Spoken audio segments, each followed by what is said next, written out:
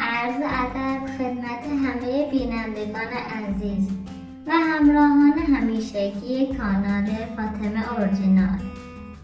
خیلی خوشحالم که مثل همیشه وقت ارزشمندتان رو میگذارید و ما رو تماشا میکنید.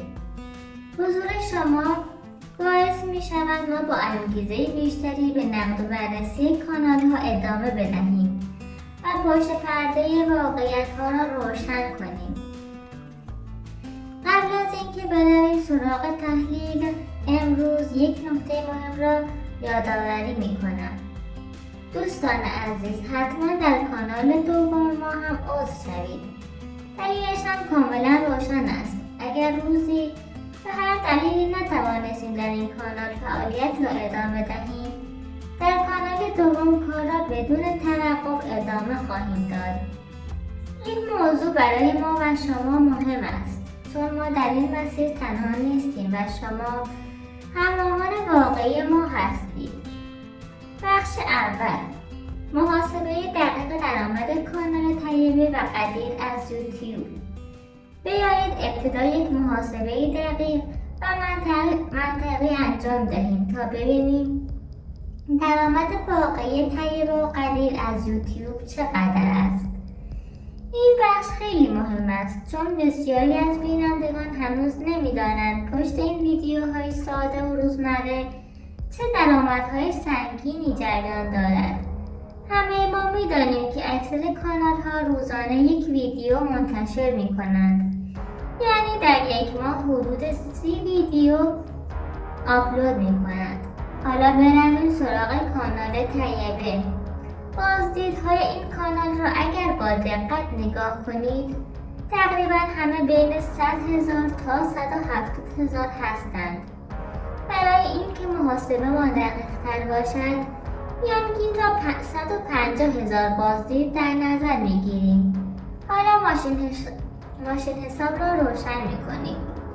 30 ویدیو 150,000 بازدید، یعنی 30 ویدیو را ضرب در 150,000 بازدید میکنیم. عدد به دست آمده 4,500 بازدید ماهانه درآمد یوتیوب است. درآمد یوتیوبرها برای هر 1000 بازدید بسته به کشور و نوع محتوا بین 2 تا 10 دلار است. ما برای طیبه و قدیر عدد 5 دلار را در نظر میگیریم که عددی کاملا منطقی و حتی محافظه‌کارانه است. پس 4,500 ضرب در 5 دلار میکنیم، میشود 22,500 دلار.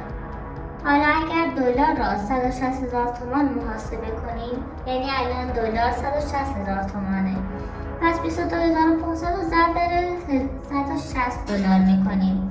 عدد به دست آمده 3,600,000,000 تومان است. پس تقریبا 22,500 دلار در یک ماه به دست آوردند.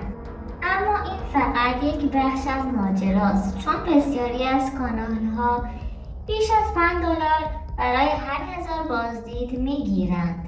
اگر عدد واقعی تر یعنی 10 دلار را حساب کنیم، درآمد ماهانه 45,000 دلار است، معادل 7,200,000,000 تومان. و این یعنی یک کارگر ساده باید 5 سال کار کند تا چنین پولی به دست بیاورد. اما طیبه و قدیر در یک ماه این مبلغ را به راحتی از یوتیوب به دست میآورند. این واقعیت تلخ است اما حقیقت دارد. بخش دوم، رابطه واقعی طیبه و قدیر پشت پرده ها و نقش ها. در ویدیوهای قبلی هم گفته بودم طیبه و قدیر از هم جدا نشدند.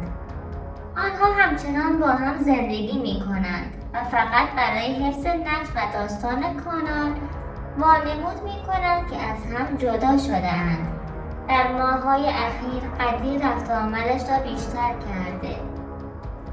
چون این موضوع احتمالاً 2 دلیل دارد. طیبه باردار است و قدیر نمی‌خواهد این موضوع لو برود. می‌خواهد در آینده نقش جدیدی بسازند و داستان را تغییر دهند. اگر بینندگان بفهمند طیبه باردار است، خیلی ها متوجه می شوند که این دو نفر اصلا از هم جدا نشده اند. برای همین احتمال دارد با قدیر نقش را عوض کنند یا نقش شوهر طیبه را به فرد دیگری بدهند یا وانمود کنند طیبه با فرد جدیدی ازدواج کرده است. همه اینها فقط برای این است که داستان کانال خراب نشود و بازدیدها افت نکند و یا حتی ممکن است با قدیر آشتی کند و جوری وانمود کنند که آنها با هم آشتی کردند و وقتی طیبه باردار شد نقششان لو نرود. در یکی از ویدیوها وقتی طیبه به دخترش میگوید پدرت چرا اینجا می آید؟ باید از اینجا برود. اگر دقت کنید دروغ در چهره هر دو نفر کاملا مشخص است. لبخندهایشان را قورت می دهند. نگاههایشان را می دزدند. اینها نشانه‌های واضح بازیگری است. بخش سوم، زندگی واقعی طیبه و قدیر. آنچه در ویدیوها نمی‌بینید طیبه اصلا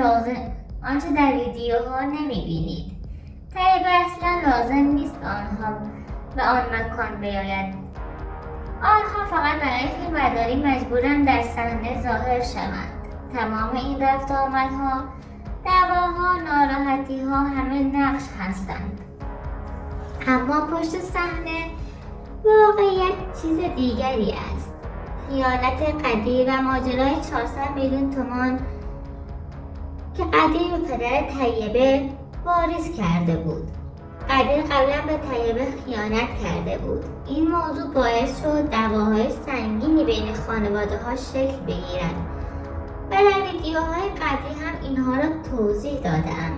پدر طیبه قدیر را تحقیر کرد و برای اینکه اجازه دهد طیبه به زندگی برگردد از قدیر مبلغ 400 میلیون تومان پول گرفت.